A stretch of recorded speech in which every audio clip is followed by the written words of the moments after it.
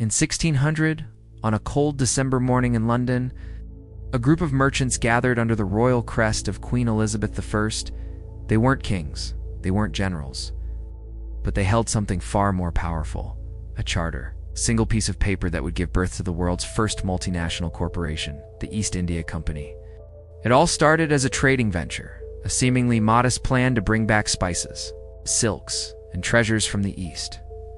But within a century, this company would command its own army of 260,000 men, mint its own currency, and rule over 100 million souls. They achieved this not by the sword alone, but by contracts, by credit, and by control. This is the story of how a business became an empire, and how its legacy still shapes our world today. The key to their initial power was a monopoly granted by the British Crown, the exclusive right to all trade with the East. What followed wasn't just commerce, it was conquest wearing a business suit. Investors, eager for a piece of the action, poured money into the venture. Shares were sold, and for the first time in history, immense wealth could be owned on a piece of paper.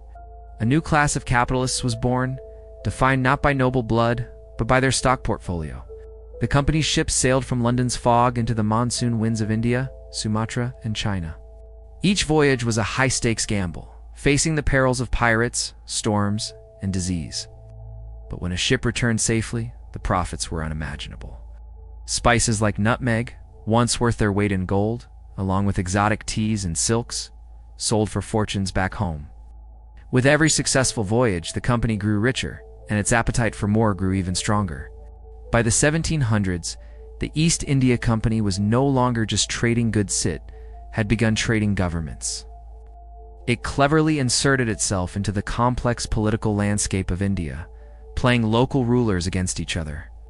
When a prince hesitated to sign a trade agreement, the company would send in its negotiators, conveniently backed by a fleet of cannons. The turning point came in 1757, at the Battle of Plassey, led by the ambitious and ruthless Robert Clive. The company didn't just win a war, it effectively acquired the entire province of Bengal, one of the richest regions in the world. Suddenly, taxes that once flowed to Indian princes were rerouted directly into British ledgers in London. This wasn't just profit. It was the systematic draining of a nation's wealth. With its own private army, navy, and a network of spies, the company became a private empire, a state within a state. Its official seal often carried more weight than a command from the king himself. Its officers in India lived like absolute monarchs, building lavish palaces and extracting immense personal fortunes from the land. So much silver and gold flowed from India to Britain that it fundamentally reshaped the entire global economy. But empires built on pure greed are destined to rot from within. The company's insatiable hunger for profit had devastating consequences. Its policies led to the Great Bengal Famine of 1770, where an estimated 10 million people starved to death while the company's warehouses overflowed with grain, waiting to be exported for maximum profit. Back in London, as news of the famine trickled in, shareholders were toasting their record-breaking dividends. Insulated from the human cost of their investments, yet even the richest empire can collapse under the weight of its own corruption and brutality. By the early 1800s, crippling debt, rampant mismanagement, and growing local resistance began to shake the company's foundations. The final blow came in 1857 with the Sepoy Mutiny. Indian soldiers serving in the company's army rose up in a widespread rebellion.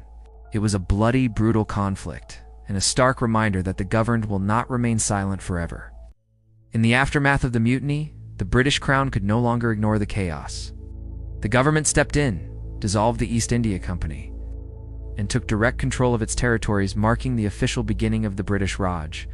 The world's first and most powerful corporation had become too dangerous, too uncontrollable, even for its own creators.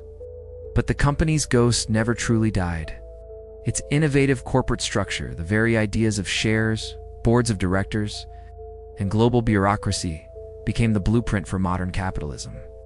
Today's global giants, from tech titans to oil conglomerates, all echo the same fundamental design. They trade across oceans, influence governments, and hold more wealth and power than many nations. The East India Company proved a chilling truth that we still live with, that money, when organized on a global scale, can rule the world more completely and more ruthlessly than any king or emperor. From the age of wooden ships to the era of fiber optic cables, the empire of capital never truly ended. It simply changed its form from colonies to corporations. And that original charter, signed on a cold London morning 4 centuries ago, still whispers its core principle in our economies today: profit is power. Thank you for joining us on this journey into the story of the East India Company. If you found this fascinating, don't forget to like, subscribe, hit the notification bell for more chronicles of how our modern world was made. We'll see you in the next episode.